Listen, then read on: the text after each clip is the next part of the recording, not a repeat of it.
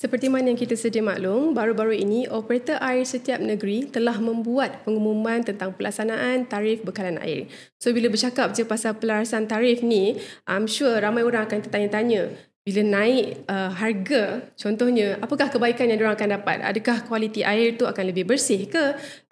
Dia punya aduan-aduan yang disampaikan kepada operator air ni akan diselesaikan dengan lebih cepat ataupun tidak? Yang amat berhormat, Menteri Peralihan Tenaga dan Reformasi Air Petra baru-baru ini ada menyatakan di dalam Parlimen bahawa operator air akan melaksanakan komitmen 82 projek utama dengan jumlah pembiayaan bernilai 7.7 bilion.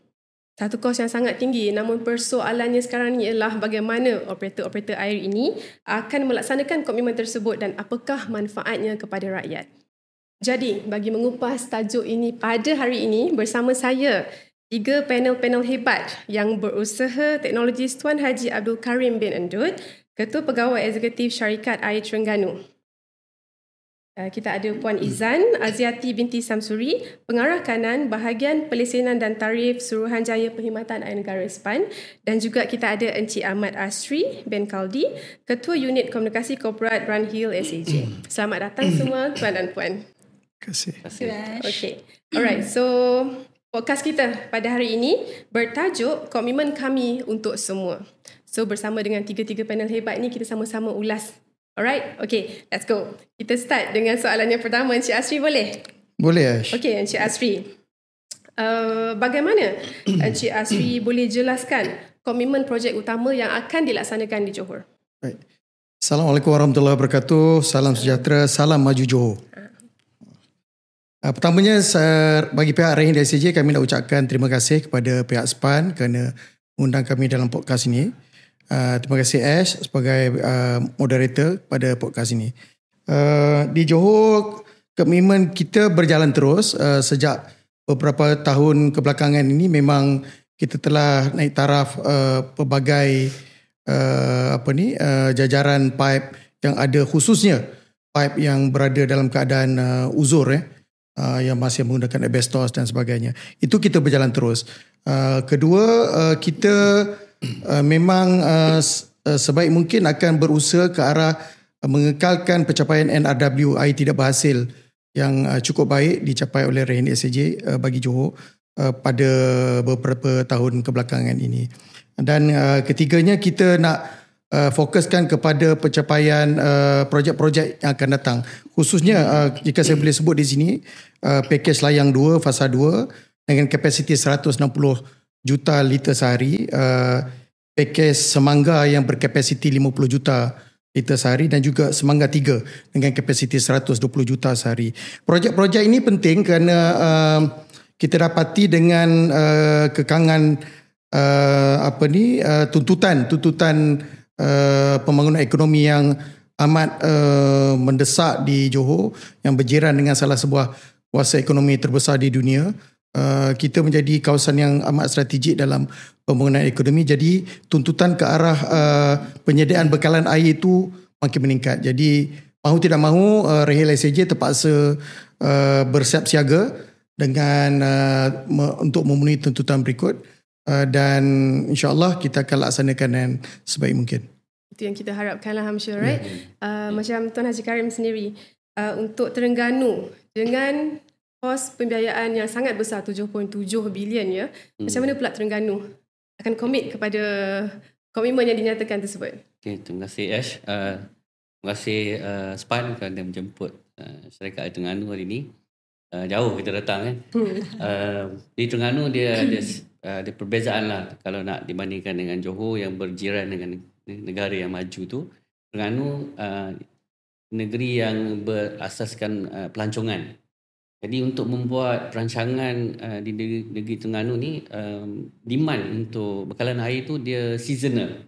Dia akan berlaku apabila ada musim cuti yang panjang di sekolah dan sebagainya. Dan bila habis cuti tu, demand pun menurun seperti biasa. Jadi untuk membuat perancangan persediaan tu agak sulit lah.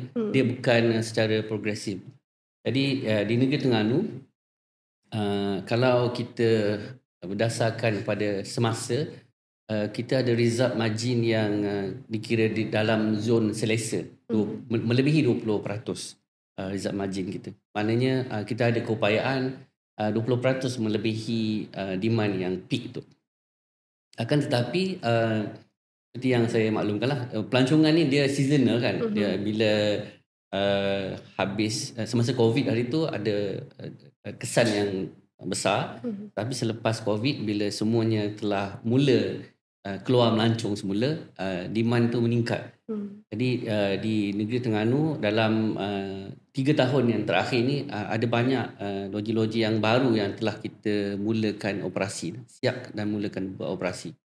Kerajaan negeri sebenarnya telah membelanja hampir 2 bilion ringgit untuk siapkan 2 skim yang besar, skim Kuala Terengganu Utara dan juga bekalan air Terengganu Selatan. Akan tetapi persediaan yang berterusan tu perlu diteruskanlah. Sebab itulah pelarasan tarif itu adalah satu perkara yang kita sambut baik dan sangat-sangat memerlukan sebenarnya. Kita mohon SPAN sokong dan kita mendapat kelulusan daripada kerajaan persekutuan. Jadi sesuatu yang dinanti-nantikan sebenarnya. Kenapa? Kerana usaha untuk menyediakan bekalan air itu terpaksa kita perlu teruskan. Jadi ada dua lagi loji yang baru yang akan kita mulakan pada tahun 2025 ini. Sebenarnya telah dimulakan. Dan insyaAllah dalam 3 atau 4 tahun akan disiapkan. Satu, loji air di Marang.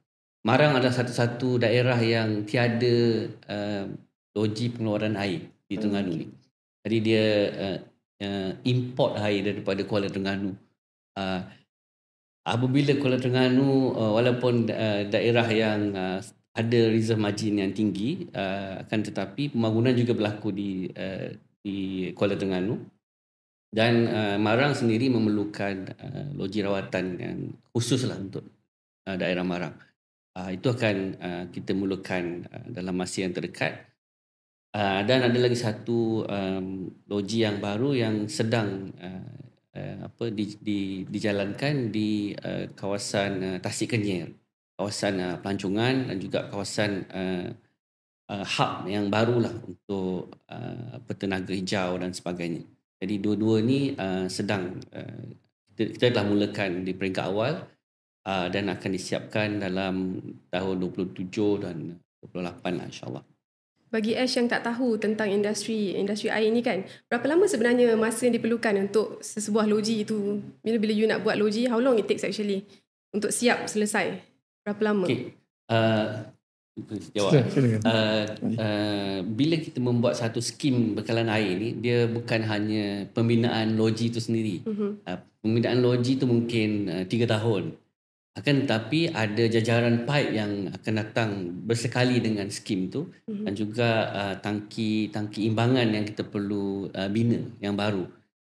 Kebiasaannya antara 3 atau 5 tahun, bergantung kepada saiz pembangunan itulah. Kalau contohnya, adakah isu loji yang kita nak bina tu dia tak sempurna, tak lengkap? Pernah ada isu macam tu ke Puan Nizan? Ada. Sebenarnya kita, sebab tu pentinglah fungsi SPAN dekat sini. So kalau mungkin ada yang tak kenal SPAN ni siapa, SPAN ni sebenarnya kita ni adalah badan kawal selia. So kita kawal selia pihak-pihak yang bermain dalam industri air. So maksudnya macam Syarikat Air Terengganu, Brand Hill SAJ ni adalah antara pemegang lesen yang dikawal selia oleh SPAN. So sebenarnya kita kawal selia, kita melihat daripada semua aspek, okay? Termasuklah prestasi daripada segi penyiapan projek. So mungkin secara ringkasnya, kalau dalam industri perkhidmatan bekalan air ni, kita ada pengurusan aset air berhad ataupun PAAB sebagai nama pendeknya. So yang ini sebenarnya yang memainkan peranan penting untuk melaksanakan projek-projek infrastruktur bekalan air. So projek infrastruktur bekalan air ni sangat-sangat penting sebab ini semua untuk rakyat. So maksudnya fokus utama kenapa pembangunan infrastruktur perlu berlaku, ini semua adalah untuk manfaat rakyat supaya perkhidmatan bekalan air yang berterusan, operator air macam satu RSAJ ni dapat bekalkan kepada rakyat. Jadi projek-projek air ni penting untuk kita pantau untuk pastikan projek-projek ni siap. So PAAB dalam konteks ni juga SPAN lesenkan. So kita pantau progres pelaksanaan projek. So sebenarnya kalau daripada projek-projek di bawah PAAB ni, kalau setakat ni tak adalah yang kita nak kategorikan sebagai projek sakit. Tetapi adalah yang menyumbang kepada kelewatan penyiapan. Ada berbagai faktor. Antaranya kalau projek-projek ni bila kita nak buat ni, kita kena dapatkan kelulusan permit. So ini melibatkan bukan sekadar di dalam kawalan operator air, tetapi juga daripada PBT, daripada majlis kan, betul tak? Kebenaran merancang KM sebagainya. KM dan sebagainya. So kadang-kadang faktor-faktor ini dan juga isu tanah. So ini adalah antara faktor-faktor yang juga menyumbang kepada kelewatan. Tetapi walau bagaimanapun, dengan adanya SPAN, dengan adanya PAB dan juga macam contohnya pihak satu mereka boleh buat projek sendiri ya. So jadi pihak satu dia ada memegang lesen individu kemudahan. So pihak satu dia boleh buat projek sendiri. So SPAN akan pantau. So maksudnya di sini kita ada mensasarkan KPI ataupun petunjuk prestasi utama kepada operator air dengan sasaran. Okey, setiap projek ni bila perlu siap. Macam contohnya tadi bila Ash sebutkan 7.7 bilion projek ya. Projek ni bukan hanya merangkumi di Johor dan Terengganu saja. Ini merangkumi di semenanjung Malaysia.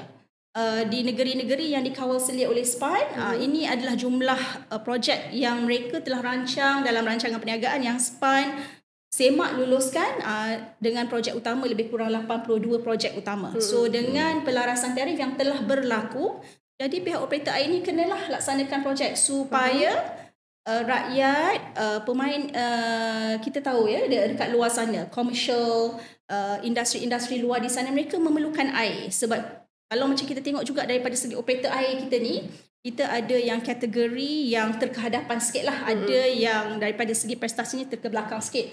So kalau yang dah stabil ni, macam contoh macam di Johor, operator airnya di Selangor. So mereka perlu kekalkan kestabilan daripada perkhidmatan mereka. Ya? Maksudnya kelangsungan perkhidmatan bekalan air untuk mengatasi masalah isu kebocoran pipe semua tu mereka perlu atasi. Manakala kalau macam kita lihat daripada negeri-negeri macam contohnya Kelantan ya, kita lihat banyaklah dekat Kelantan isu-isu utama air keruh, kemudian ada juga permintaan air tak dapat dipenuhi. So di sinilah perlunya pelarasan tarif tu supaya mereka ada dana. Mereka ada dana untuk mula buat projek-projek infrastruktur ni. Untuk setiap isu-isu air di setiap negeri itu. Berbeza-beza sebenarnya Ash. Operator akan buat akan sampaikan kepada SPAN tentang masalah tersebut. Dan kemudian mereka sebenarnya kena kemukakan kepada SPAN rancangan perniagaan. So maksudnya bila mereka nak perbaharui lesen, mereka dah kena kemukakan, nyatakan rancangan perniagaan untuk tempoh lisens, apa yang mereka nak buat. So termasuklah projek infrastruktur. So projek infrastruktur ni perlu mengatasi masalah-masalah utama di negeri tersebut lah. Macam tadi macam Tuan Haji Karim mention, di Marang kan tak ada loji. So perlu ada loji. So perlulah ada dalam rancangan perniagaan pembinaan loji Marang tersebut. Begitu juga macam Johor contohnya, kalau sasarkan NRW nak turun berapa persen. So dekat dalam projek infrastruktur tu, perancangan dalam rancangan perniagaan telah dinyatakan okey berapa panjang kilometer pipe perlu diganti untuk setahun ni, perlu dinyatakan dengan jelas lah. So SPAN memang akan monitor apa yang dijanjikan tu you kena achieve. Macam tu lah. Betul. Alright, okay. Macam okay. So kira macam polis lah SPAN ni. Faham. Polis kepada operator air. Okay, Encik Asri, dari segi pengurusan aduan oleh rakyat kan, macam mana di negeri you, adakah sekarang ni you sendiri personally berpuas hati dengan kecekapan aduan-aduan itu dilakukan, dan apakah dia akan diperbaiki, ditambah baik lepas ini? Aduan ni kepada pengguna tu very straightforward. As long dia tak ada air dekat rumah dia, dia akan mengadu. Termasuklah kita yang dalam studio ni. Maknanya itu very basic human rights yang orang akan komplain. Walaupun kita kerja syarikat air pun, kita kalau tetap tak ada air, tetap tak ada air. Betul. Jadi kalau macam mana kita merempas badan pun, proses baik pulih tu berjalan, masih kita tak dapat air. Jadi kita berdepan dengan ini, bukan nak kata kena, maknanya titik bengek daripada para pengguna ni memang sepanjang masa lah 365 hari setahun ya, 24 jam sehari. Namun apa jua aduan, apa jua rungutan, kita tangani dengan baik. Kita ada hotline yang bertugas 24 jam. Kita ada rakan-rakan yang sentiasa menyantuni setiap aduan dari peringkat daerah dan juga di peringkat ibu pejabat. Kita ada saluran media sosial yang boleh orang mengadu dan kita santuni di situ. Kita ambil semua aduan, tidak ada aduan terlalu kecil. Dan juga tidak ada, malah kalau aduan terlalu besar tu, Wak Ima nak hari raya pun kita terpaksa bertugas, ya. Itu sebagai amanah yang kita pikul selaku operator air untuk membekalkan air sebagaimana yang mereka berdah bayar. Sudah tentulah kepada kebanyakan orang, pembekalan air ni bukan semudah. Sebagai contoh, sebelum saya masuk industri air, saya selalu tengok air hujan banyak, tetapi air kat rumah tak ada. Jadi mungkin nak menerangkan kepada orang macam mana air hujan banyak tetapi tak ada air dekat rumah. Sebab rupanya air itu perlu diproses. Perlu diproses, perlu dimasuk ke hujan, perlu jatuh di kawasan takungan air, perlu disalurkan, perlu diproses dan sebagainya, sehinggalah dia sampai kepada tap di rumah. Jadi proses tu mengambil masa, perlukan peruntukan kewangan, perlukan kesabaran daripada para pengguna jugalah. Dan dia ada konsep gravity yang tidak sama dengan utility lain. Kalau utility lain, contoh ya, kalau kita janji pukul 12 tengah malam ada kembali, 12.01 saat dah dapat. Petik saja suih dah dapat. Tetapi tidak pada air. Air dia gravitate, dia menurun kan, daripada yang tinggi turun ke bawah, dia singgah di tempat lain, kena pump balik naik atas, turun balik ke bawah. Macam-macam prosesnya. Jadi proses tu yang kita terangkan lah. Maknanya kalau dalam kita berkomunikasi dengan para pengadu, kita nak menerangkan tu bukan satu yang mudah. Agak rumit lah kan. Agak rumit lah nak menerangkan kepada orang mungkin dia tak nak tahu pun the whole process sebenarnya kan. Dia tahu air sampai saja ke rumah. Sebab dia dah bayar. Betul, dia dah bayar. So rasional je begitu. Jadi apa pun kita laksanakan amanah sebaik mungkin. Tidak pernah sehari pun berlalu tanpa kita memikirkan tentang kebaikan, nak memulangkan balik apa hak kepada para pengguna lah. Puan Insan, pihak SPAN ada memantau ke? Maksudnya bila ada aduan ni kan, di negeri-negeri bila ada aduan, adakah pihak SPAN memantau secekap mana negeri-negeri ni selesaikan aduan-aduan tersebut? Sudah semestinya sebab kan cikgu garang selesaikan tu. Polis tadi tu, polis ya. Polis air. Pengetua. Okey. Kalau kita tengok daripada segi fungsi SPAN ni, dia bukan hanya untuk menjaga, melindungi operator air, tapi melindungi pengguna. Betul. Jadi sudah semestinya daripada segi aspek aduan ni adalah satu perkara utama yang SPAN pantau, yang SPAN lihat. So dalam KPI utama yang pihak operator air perlu capai daripada segi aspek aduan tu, memang ada. So kita akan pantau satu, respon ke atas aduan tu, kemudian penyelesaian aduan. So berapa cekap pihak operator air ni dapat menyelesaikan aduan-aduan tersebut. So yang ni memang SPAN akan pantau lah ya. So untuk makluman sebenarnya kalau ikut data 2024 1.5 juta aduan ya yang operator air kita terima. So sebenarnya di Semenanjung Malaysia dan wilayah Persekutuan Labuan ni negeri-negeri yang SPAN kawasan 1.5 juta, bukan satu angka yang kecil ya. So sebenarnya ekspektasi pengguna sangat tinggi. Sangat tinggi. So dia macam tadi bila Ash mention lah kan, masalah kat belakang pengguna tak nak tahu, pengguna nak tahu air bersih sampai dekat rumah dia. So tapi sebenarnya sebelum nak sampai ke rumah tu macam tadi Surya dimention proses yang panjang. So sebab tu pihak operator air mereka memerlukan penambahbaikan daripada segi infrastruktur supaya perkhidmatan bekalan air ni bertambah baik. So secara tak langsung sebenarnya jumlah-jumlah aduan tersebut dapat dikurangkan Macam contohnya kita punya aduan-aduan yang kita terima paling tinggi adalah berkenaan dengan paip pecah. Jadi sebenarnya paip-paip di operator air kita ni, paip-paip ni semuanya kebanyakannya lebih kurang 30%, 39,000 kilometer panjang. Paip jenis asbestos simen tu paip dah lama. So sebenarnya dah due dah untuk diganti lama. Jadi bila paip pecah ni of course lah ni akan mengganggu pengguna. So pengguna akan buat laporan. Ya? Dah lama tu berapa lama Puan? Lama. Lama mana? Maksudnya yang you cakap lama tu 40 tahun ya. Lebih 30 tahun, 40 tahun ya. So 40 maksudnya tahun, sebab itulah pelarasan tarif tu perlu berlaku supaya bila kita dapat menggantikan paip-paip usang ni, kita dapat mempercepatkan pihak operator air untuk ada tim yang cukup untuk detect kat mana kebocoran berlaku dan kerja-kerja pembaikan paip pun boleh dibuat. So secara tak langsung sebenarnya ni dapat meningkatkan kecekapan di peringkat operator air itu sendiri. Bukan sekadar tu sahaja, macam daripada segi aduan ni, penting sebenarnya untuk pengguna, mereka ni nak operator air ni communicate.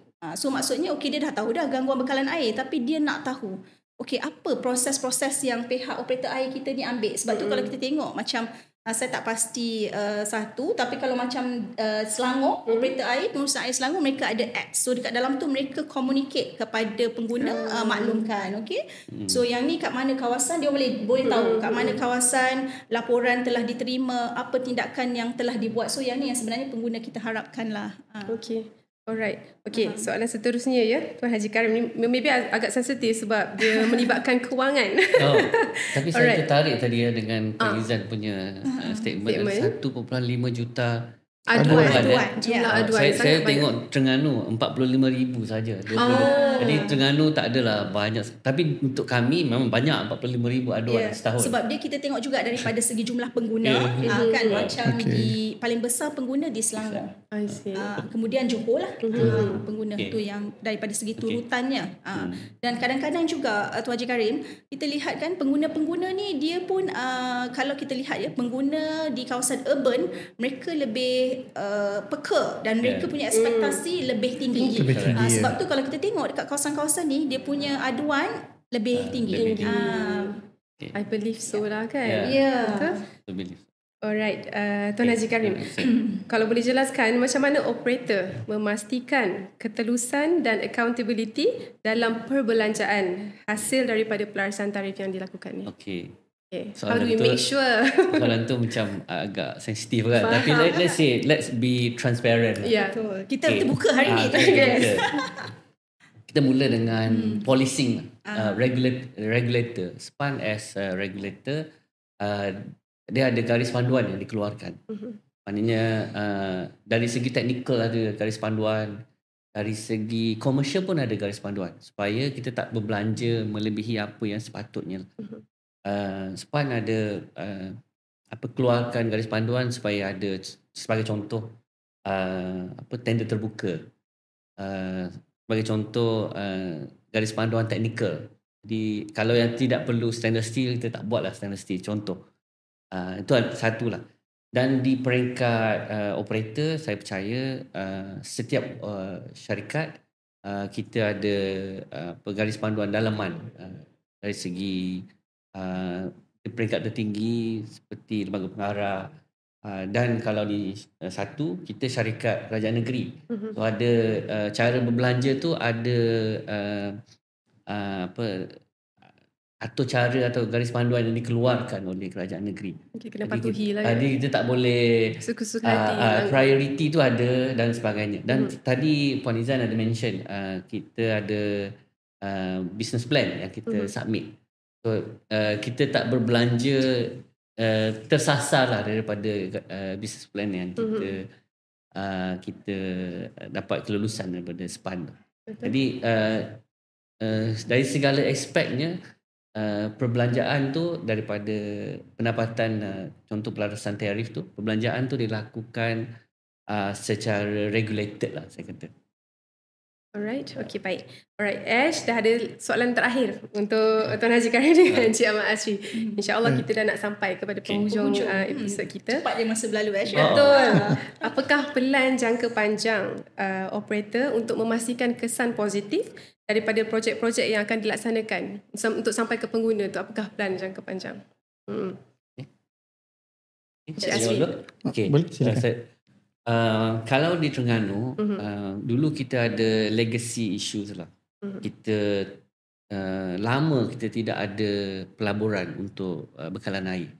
Jadi bila ada pelaburan bekalan air dalam masa 5 tahun terakhir ni, satu perkara yang kita telah selesaikan, sebagai contohnya di daerah Marang, rumah saya di kampung dulu di Marang. Saya tinggal di Lembah Kelang, tapi rumah keluarga di Marang. Kita ada spot tu sebab tu marah.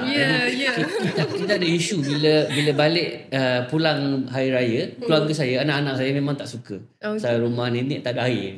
Raya kena beratur, nak bayangkan nak mandi kena beratur. Tak ada air kan. Dan ambil giliran dulu Along mandi first tahun lepas, this year Along mandi last. Gila-gila. To that extent lah. Kerana bekalan air tu berkurangan apabila permintaan naik kan. Jadi apa yang kita telah buat, kita telah membelanjakan satu belanja yang besar untuk tambah bekalan di daerah Marang. Jadi tak adalah isu. Mungkin itu ada kepentingan lah. Tapi kita telah selesaikan isu bekalan air di daerah Marang secara keseluruhannya, yang telah berlarutan, kalau tak silap saya 10 tahun. Jadi bayangkan last 10 years punya raya memang ada isu tu lah. Itu dah tak ada. Untuk jangka masa yang akan datang dengan pelarasan ni, kita ada isu-isu yang localized issue, mana kurang tekanan, kekerapan pipe pecah ni lah. Kalau di keseluruhan negeri Terengganu, kita telah kenal pasti ada 130 lokasi yang mana pipe-nya berusia 40 tahun dan lebih. Ada yang hampir 60 tahun. Dan berlaku kekerapan, gangguan tu yang agak besar. Terlalu kerap. Keseluruhan panjang dalam 500 hampir 600 km yang perlu diganti segera.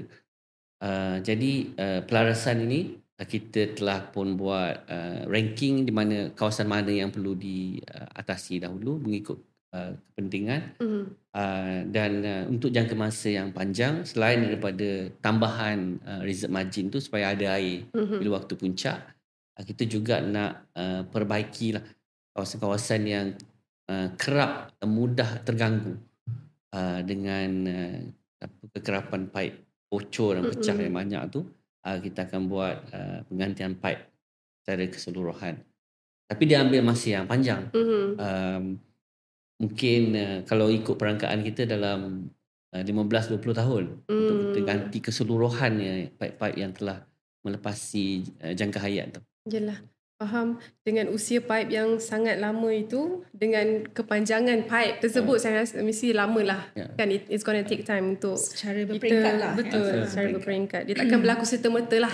Kan kita harap rakyat faham benda tu. Benda takkan berlaku serta-merta. Alright, macam mana pula dengan Cik Azri? Sama, bila saya mendengar cerita daripada Tuan Haji Karim, mewakili satu, maknanya mungkin satu masalah yang lazim pada operator tentang pipe-pipe AC ni, asbestos cement ni. Nak menggantinya mengambil masa, mungkin setahun. Kalau di Johor ada lebih 24,000 km jajaran pipe, mungkin setahun kita boleh ganti 200 hingga 300 km saja. By the time kita habis ganti, yang mula-mula ganti tu pun terpaksa diganti semula. Kan?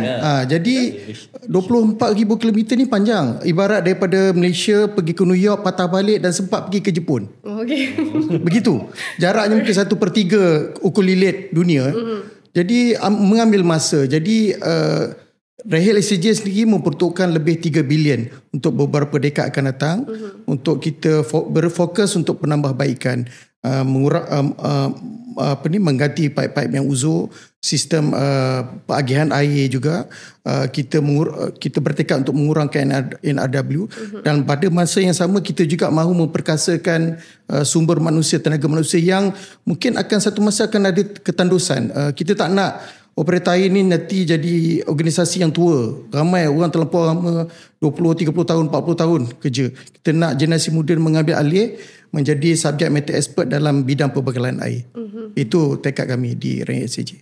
Right. Cuma sebelum sampai ke penghujung tu, saya cuma nak selit satu. Sebab tadi bila sentuh kata SPAN sebagai polis, bukanlah polis. Sebenarnya kita nak memantau, nak memastikan projek berjalan lancar, kelestarian, nak memastikan perkhidmatan bekalan air sentiasa baik.